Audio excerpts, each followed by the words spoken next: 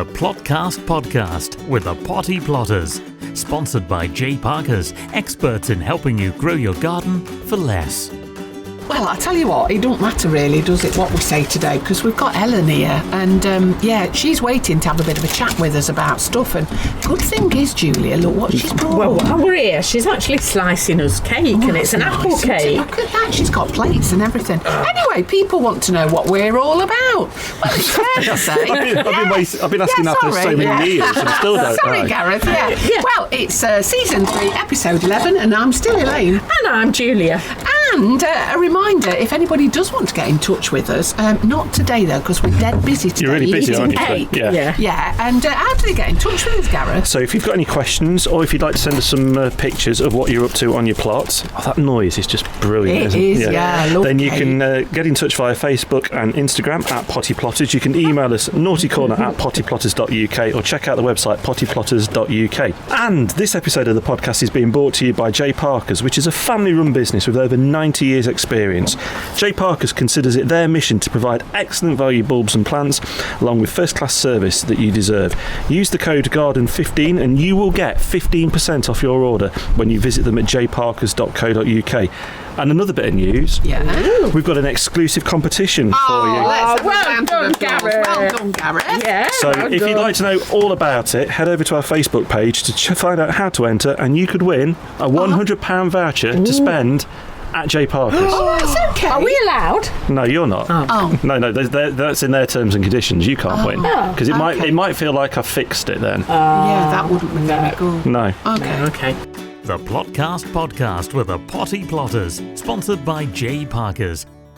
Now, I wanted today to talk about cucumbers and their problems. Really? Yes, What they're have you not got- written what to me. problems? I'm a Okay. cucumber. Is this a bit like the psychiatrist's couch here? So it's all about your childhood. Do you know what? I've had a few men come up the path and say they've got problems with the cucumbers.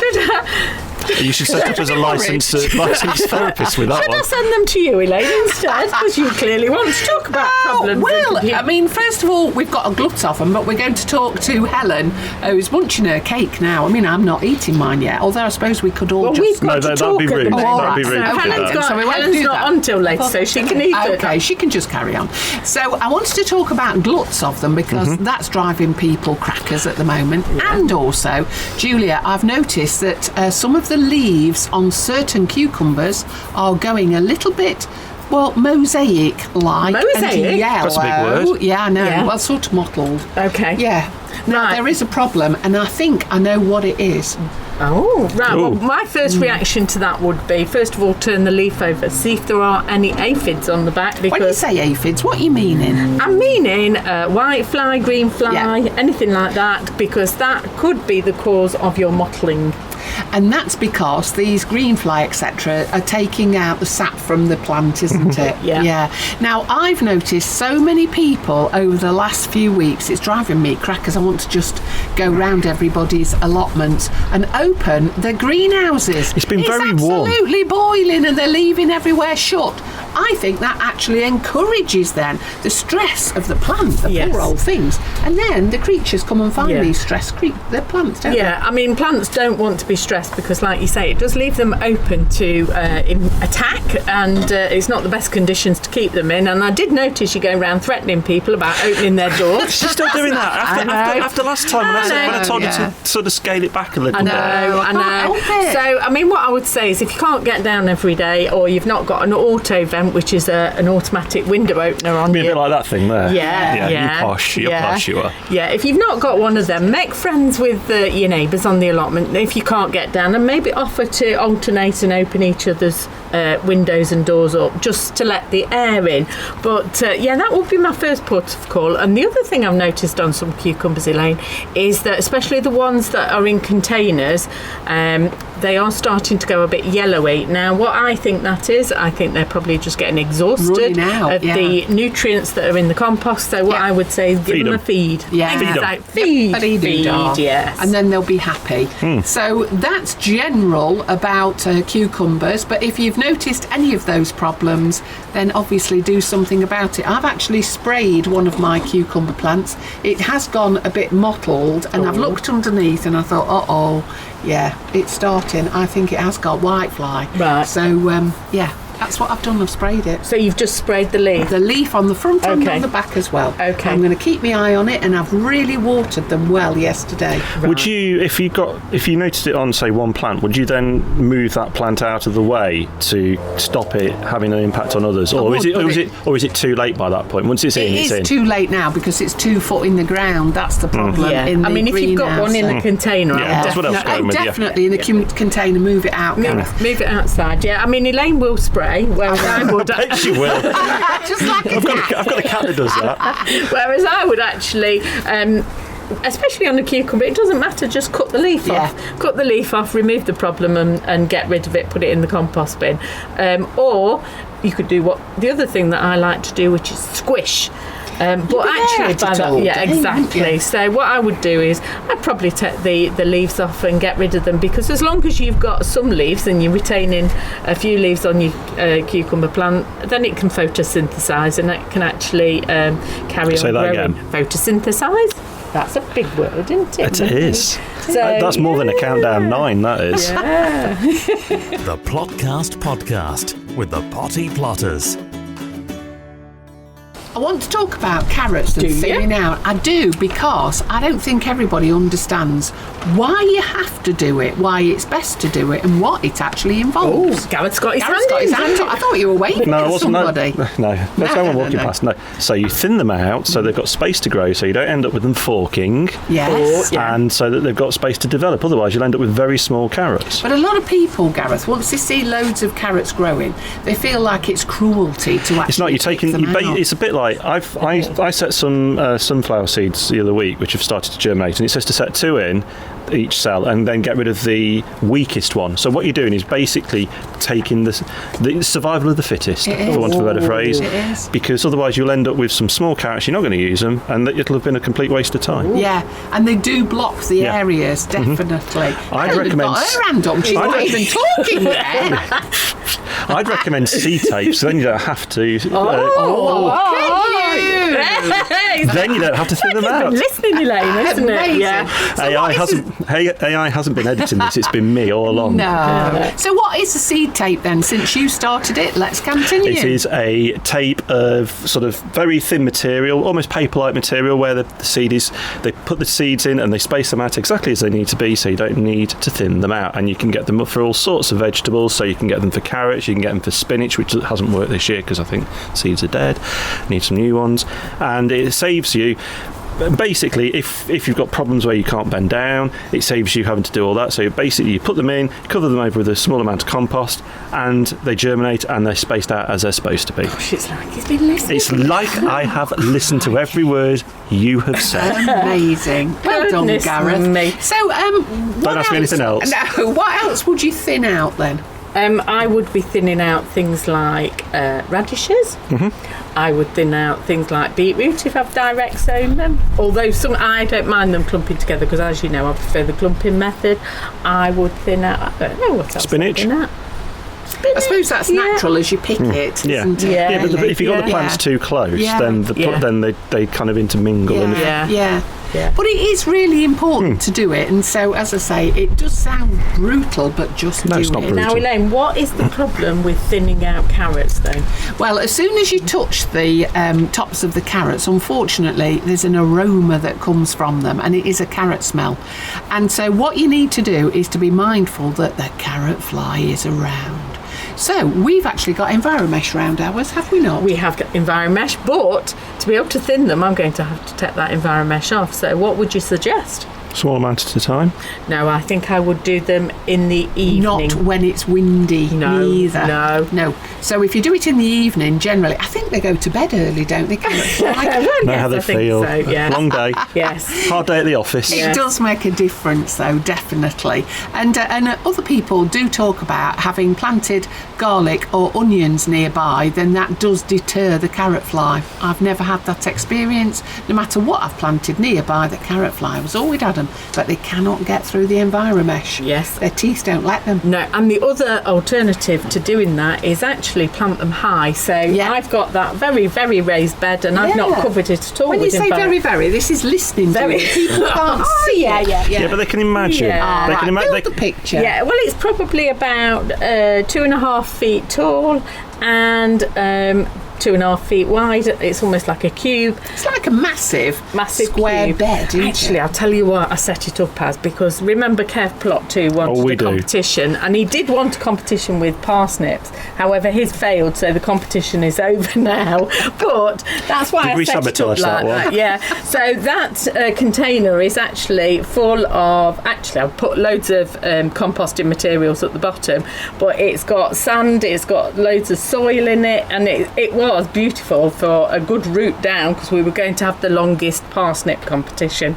I'm not having the longest carrot competition. You don't get that much, do you? No. But I have used it to grow my carrots in now, because it's the perfect place to grow them, because they're off the ground, and allegedly the carrot fly cannot fly above 18 inches. Now, I don't know whether anyone's done a measurement of it. In fact, we've never even seen a carrot fly. That sounds quite lazy if it can't get above 18 inches. No. Unless they're just enormous. Yeah, but so that's why you need to thin them out, and also keep them regularly watered, Elaine. I've done that, yeah. Good. Always, because I've got mine next to the well, so every time I go to the well, I remember water the carrots. Yeah. Top-notch advice, no Latin included. The Potty Plotters Plotcast. Right, the next bit, which is the dead good brilliant bit, and it is dead good brilliant. Is it? I think it is, yeah, because it's all about colanders, Julia. Ah. Now, when we went out and about the other day, do you remember when we made a beeline? It was we went to a garden fete. I'll tell you, Gareth. Okay. And they'd got like this bric-a-brac stall. And Julia was nigh on hysterical when she saw. That does surprise me. Honestly, and she saw a colander, and it was £1 or 50p or something. So obviously we whipped that off the stall very quickly, because they are brilliant for growing lettuces in. Have we given up growing sweet peas in them now? We've confused which sweet peas we put in. Yeah. Well, there wasn't only that problem as well. So Experiment. The experiment, yeah. So not only were some of the sweet peas not the dwarf variety, some of them were just tall climbing ones, therefore didn't work so well in a hanging basket type colander. I've never seen them not say anything for so long. No. It's amazing, this is. I was thinking. The other problem that we experienced, although Elaine will tell you it was an experiment as well, was the fact that if you plant the sweet peas, even the dwarf variety, in the hanging basket, they have a very long root system. So whilst the hanging basket of sweet peas looked lovely in the top, all you could see at the bottom was loads of roots dangling down, which kind of ruined the effect. So no, we won't be doing sweet peas in colanders anymore, but you do like to grow your lettuce in that, don't you? Yeah, and I was just contemplating, that's why I've gone quiet, whether to nip round to my plot and go and get one of them. Go on. Lovely. Go on. Oh, yeah, all right. Go on then. We'll talk about you when you've gone. Yeah, no doubt. Well, I'll tell you another thing. Carry on talking. Well, I'll tell you another thing about colanders. So anyway, we do like, it's all about healthy eating, isn't it? So I've still got some first earlies in the growing in my polytunnel, and we were talking to Kev Plot 2, and he was reminding us that we used to do a lot of chips on the plot. Yes. Yeah, and he was. We've got the facility now. We have the chippy. Yeah, we've got the chippy, and so he was complaining, and we decided actually there's a lot of things like the pecoris we want to do again that we need the chip pan for. So anyway, here she is. I was going to go on that Amazon thing. Here's Mrs. Leaves. And order us a new chip pan. And as we were talking to Kev said, "Oh no, you don't want to do that. I'll go to the car boot and I'll pick you one up for 50p." So anyway, that's what he's got to do over the weekend. But not only has he got to get the chip pan, he's got to get colanders, because Elaine threatened him again. Again threatened. Yeah. Oh. Yeah. So there we go. It's lovely, isn't Do it? you like it? Yeah. Well, why I like it is because it's a deep colander, it's stainless steel, it won't go rusty, it's got holes in it, and I've planted some lovely Marvel for 4 seasons. Is there any lettuce that won't work in it? I don't know, Gareth. Every year I try a different colour, and I like them because I think they're better than a hanging basket and more beautiful than a hanging basket, and they're edible. So why wouldn't you do it? Dead good brilliant bits. The Potty Plotters Plotcast. So this episode of the Plotcast is being sponsored by J. Parker's, and ordering from J. Parker's has never been easier. Shop from the comfort of your home and have premium plants delivered right to your door. With over 2,000 products to choose from, you can unlock your garden's full potential with J. Parker's. And as a special offer for listeners to the Plotcast podcast, enjoy an exclusive 15% discount on all orders. Head to jparkers.co.uk and enter the code GARDEN15 at the checkout. Discover your garden's potential with J. Parker's today. And don't forget our exclusive competition, which we are running with J. Parker's. Head over to our Facebook page to find out how to enter, and you can win yourself a £100 voucher to spend at J. Parker's. Oh, I tell you what, it's worth it, isn't it? I could spend it every day. I tell you what, I was watching some videos on the social platforms, and I've sent you this guy, but he was doing another one the other day where he was talking about some research. On average, people spend about £250 a year on their garden, sort of plants and and he pointed out pretty much what you've just done, which is you can do that in one shop, really, can't you? Easy. I mean, I've had some lovely Astrantia roots from J. Parker's earlier in the year when we had the last offer on, and they've come up lovely now, so I'll be going and cutting them later on. And Gareth, can you just can you see through where you are into the tangerine? I can. Can you see what we've done there? With yes, those it looks like an assault course. It looks like the Krypton Factor's back 30 years after it ended. It does, but they are loofahs that are happy growing in the tangerinery, which is, don't forget, a small orangery. Yeah, that's that. Yeah. It's very difficult to say it that way around. It's an orangery, but smaller. But those are all J. Parker's seeds that I had from them earlier. Well, actually, it was about January time, December, January. So there you go. That's what you can grow next year. Loofahs.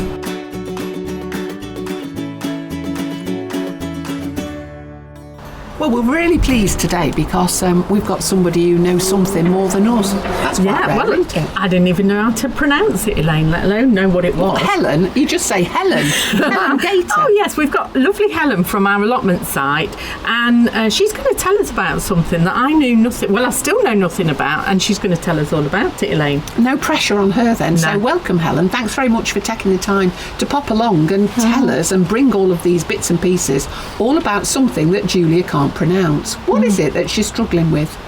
The word kimchi. Kimchi. Which is to me, Julia.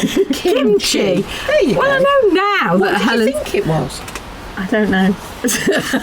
But I didn't think it was that, no. So it might be easier to translate it to simply fermented vegetables.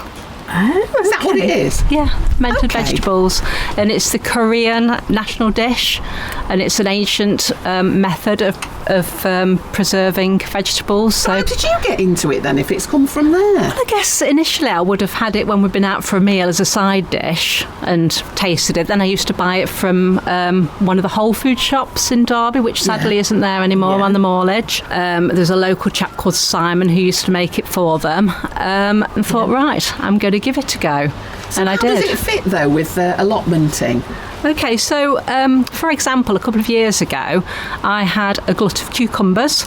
We had, and I know you also produce a lot of cucumbers yourself, over 100, and I got them everywhere, and people thought it was very comical when they came round to the house and saw them in boxes here, there and everywhere.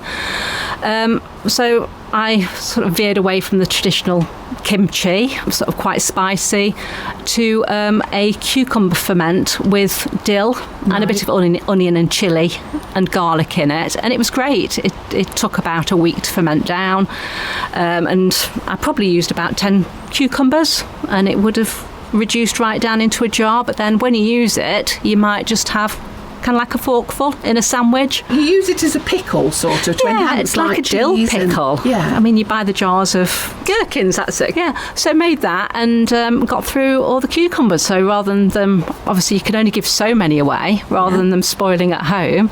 And it lasted probably months and months, if not a year, to get through the jars that I produced. And it was really delicious. Is it, though? That's the thing. Oh, what is it? Yeah, well, we've got, in a minute, well, actually, Kev Plot too, he had 11, I'll tell you.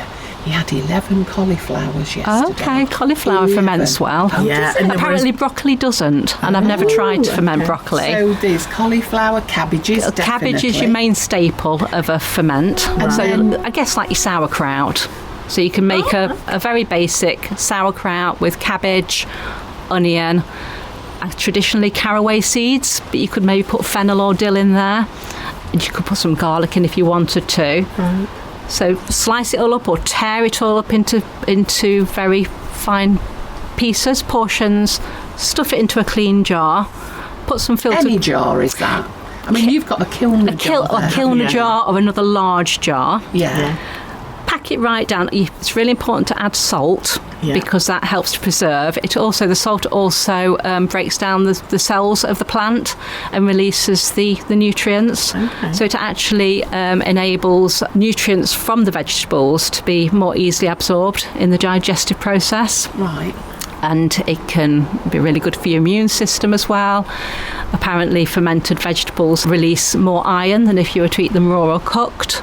So it's all very interesting. I mean, there's lots of information and it can get very scientific as well. I don't do the science thing. Yeah. I like to think of, if I was around a few thousand years ago, I'd got some vegetables. You'd be very old now. I'd foraged some. I'd got myself a bit of salt, and I'd pack it all, store it. And I think originally it would have been stored in wooden barrels or containers. So there's something about, the fact that we use glass jars and plastic now. Yeah. I think the wooden containers added flavour to it, a bit like oak aging wine. Yeah, okay. Yeah. Okay. I mean, doesn't that look beautiful? You brought one in with yourself. It has got a lot of chilli in. Absolutely, looks beautiful. It's bright orange and red. Now I know that smell. I don't know what it is, but it's lovely. See, when you started talking about fermenting vegetables, I thought, well, that doesn't sound very good, but it's kind of very beneficial for you and very healthy. Mm-hmm. And how long do these keep when you are fermenting them down? Well, they can actually keep for years. Right. A few years ago, I fermented some ramsons, some wild garlic. Some what? Ramsons, wild garlic leaves. Big carrier bag full, and fermented them down into a kilner jar. About this size. What, by doing the same process? The same process with ripping them, salt, maybe adding a bit of brine from a previous ferment because you've got the active bacteria in there that will start it off. But it's not necessary as long as you add some salt, which is really important to preserve so it doesn't go off. It doesn't go foul and mouldy. And that's still in my fridge now and it's fine. The reason I'm not eating it is because it's quite fibrous, so it's a bit chewy, but you could actually liquidise it and maybe add it to a soup. It's a beautiful garlic taste, but I've just kind of it's in the back of the fridge and I've forgotten about it basically. Every now and again I think, there's the ramson. The fermented ramsons, get it out, have a taste. It's still quite chewy, put it back again, but it's absolutely fine still. Amazing. So you very kindly brought us all a bottle of ACV. What is ACV and what's in this bottle? Okay, so that stands for apple cider vinegar. Whether or not it's apple vinegar or apple cider vinegar, I did look it up and got a bit confused, so I just call it ACV, apple cider vinegar. It's used a lot in vegan cookery actually, so as a egg substitute you can use some, say, soya milk with a drop of apple cider vinegar, and it kind of curdles, and you can use that instead of eggs. Okay. And using other vegan recipes as well. It's put it in cakes as well to activate vegan cakes to activate the self-raising agents. To make the cake rise if you're not using eggs. Did you make that then? I'm presuming you've made it. It looks homemade. Yes, I have made it. So last year we had an abundance of apples. Mum and Dad, hello, June and Edward Parrott at Aston-on-Trent. They've got a lovely Bramley apple tree in their garden. So when I'm actually preparing the apples, cutting them up to cook, freeze, whatever, I take off the skins as long as they're unblemished, they've got no black spots or mouldy bits on them, and the core as well, and maybe a few fleshy bits as well. So I'll pack a kilner jar full of apples, cover it in some filtered water, press it all down, maybe put a bit of apple cider vinegar in from a previous batch, and then within a day it will start fermenting and it smells wonderful. It's probably quite alcoholic or a little bit alcoholic. No necking it. No necking, I don't know. Actually, when in the early stages it's very sweet and it just tastes very nice. Then you, after about a week or so, a couple of weeks, you can decant the vinegar into nice clean jars, and this will keep again for years. And what you might find is that you get a SCOBY growing on top. And that doesn't sound very good, actually, Helen. I think you better explain what that is. So a SCOBY, or they call it the mother in apple cider vinegar, it's a symbiotic living culture of bacteria and yeast. So it is a bit of mould, but it's mould. Yeah. And it's making things happen. Yeah, it's quite cellulose, quite gelatinous. Yeah. And it will form like a seal on top. And it grows as the vinegar ferments. Yeah. So you can see those in the bottom. Oh, is that what it is? Oh. Yeah. They look like apple peel, I thought. They're almost quite alien-like, really, I think. Yeah. Oh, this is fascinating, isn't it? Right under our own Yeah, I nose. know. You know, it makes you think about a lot of things that we have on the allotment that you perhaps, you know, like you say, you have gluts of, and you try to give them away, and then you think, well, I don't want to waste it, but what can I do with it? And actually, it's very good ideas in terms of what we can do with them. Now, Helen has very kindly produced some information. We'll put it on our website with some pictures that you've taken, and so we can share it with people that if they want to have a go, then the information's there. And if we have any questions come in, well, obviously we're going to have to direct them to Helen, because we still are complete novices at this, but you can have a go, Elaine. I am, and I tell you what though, just before we finish, is that Helen, you've had some greaseproof paper over the top of the jar, which is a kilner jar, so you don't have to have a screw top lid, it doesn't have to be airtight, or am I wrong? So when it's finished fermenting, or it's not as active, decant it, put it into some smaller jars. Why I put the greaseproof paper under the caps is to stop the caps from going rusty. Because with it being vinegar, with it being acidic, you've obviously learnt it by trial and error. You take the cap off and it's going rusty, and then that can taint your kimchi or your sauerkraut or fermented garlic, which is fascinating. Okay then, so we just need a bit of greaseproof paper, because I've got those jars, definitely. And so when you've made it, like you have there, where do you keep it? So once I've decanted it, I'll put it in the fridge. One more thing, if you do decide to, if you've got a lot of garlic, and you can peel it, probably put it in a mini blender, pack it into a clean jar, pop some water on and a bit of brine and some salt in there. So as a mush? Yeah, as a mush. Keep packing it down, and over the fermentation stage it will change colour, which I thought was very peculiar at first, because I didn't realise this was going to happen. So it goes from either green to blue or blue to green, and that's a chemical reaction between, I think, the enzymes of the garlic and amino acids. But it's very fascinating. But then it eventually becomes a straw colour. But it's absolutely beautiful, and you can put a spoonful in soups, maybe a little bit on your sandwich. You see, I've not grown garlic this year because I always end up with too much and don't use enough. Yeah, okay. However, I know somebody very close to us who's got a full greenhouse full of garlic, and he's never going to use it. So actually, I'll probably be helping myself, Jerry. Thank you very much. Yeah. Well, you see, it's all about science, isn't it? It is. I didn't like science at school. No. It didn't like me But either. you might not like science, but you do like food. Thanks for your time, Helen.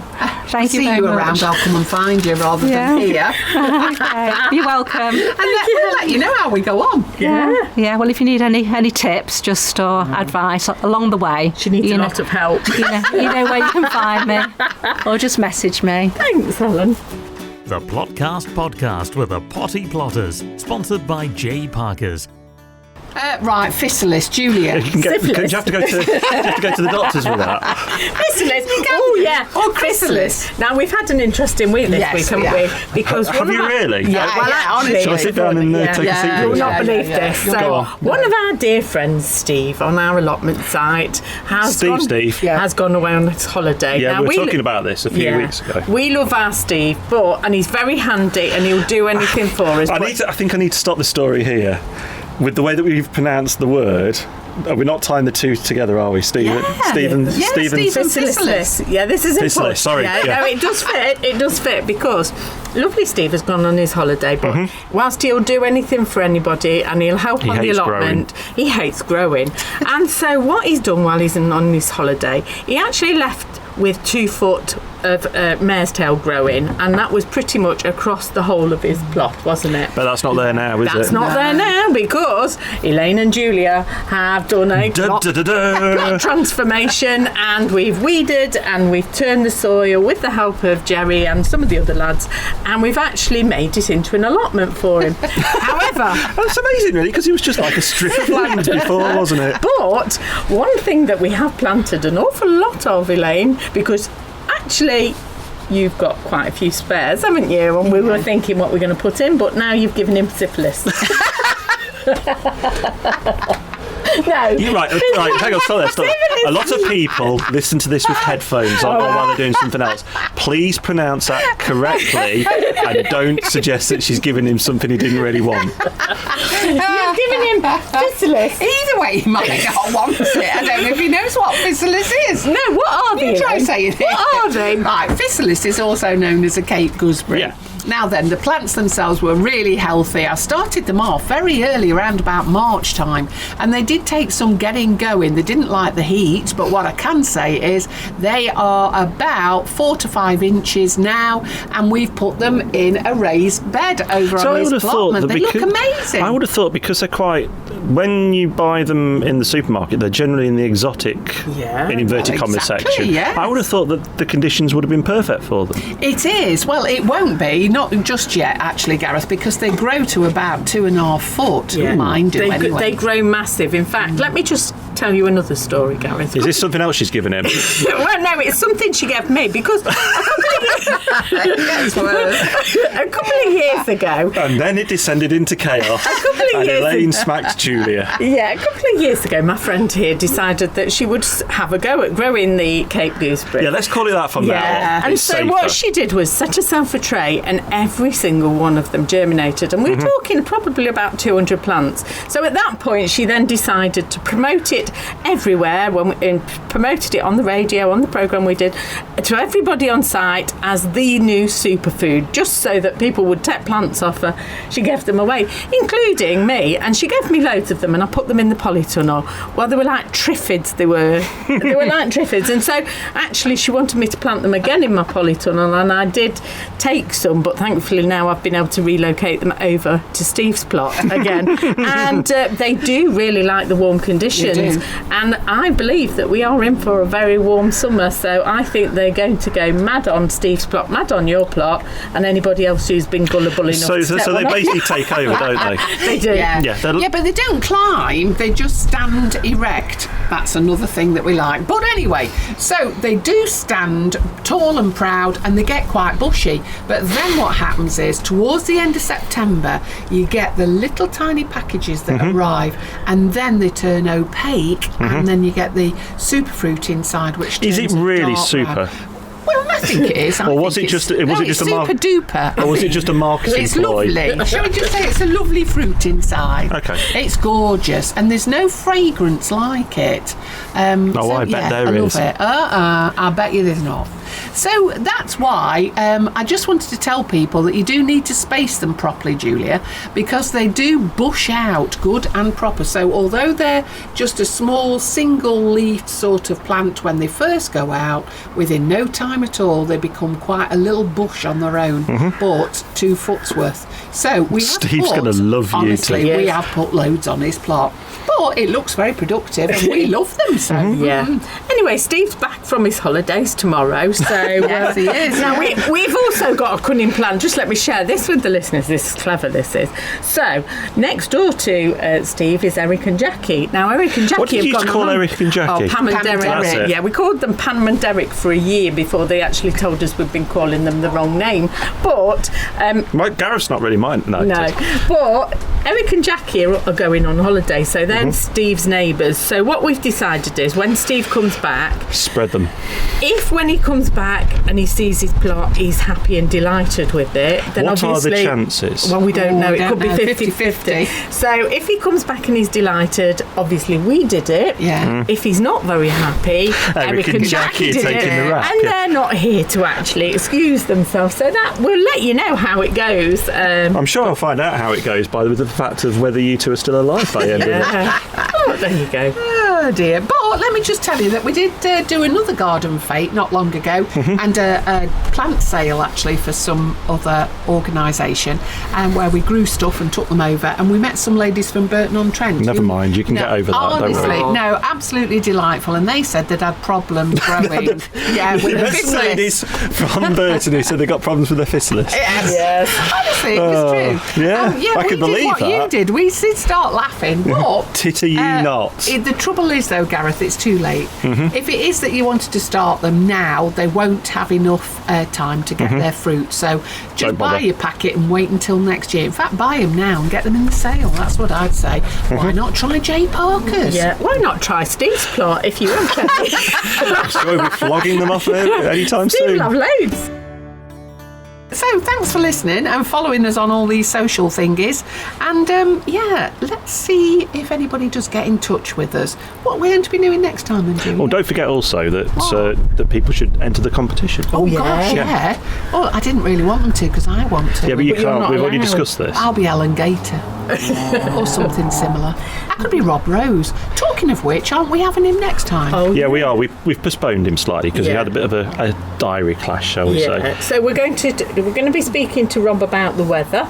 Well, that's all he knows, really. Yeah, Let's and be honest. I think to be fair, I mean, yeah. that's pushing it. And I think we should be talking about what we're harvesting on the plots. Talking about flowers, Elaine. I want to talk flowers again with you. Oh, It's always That's a what sigh, you isn't want, it? isn't it? Me. Anyway, I've got cake, so I'm Okay. eating All that. right then. All right, then. Laters. Thanks for listening. Bye. The Plotcast podcast with the Potty Plotters, sponsored by J. Parker's, is an Amberland Media production.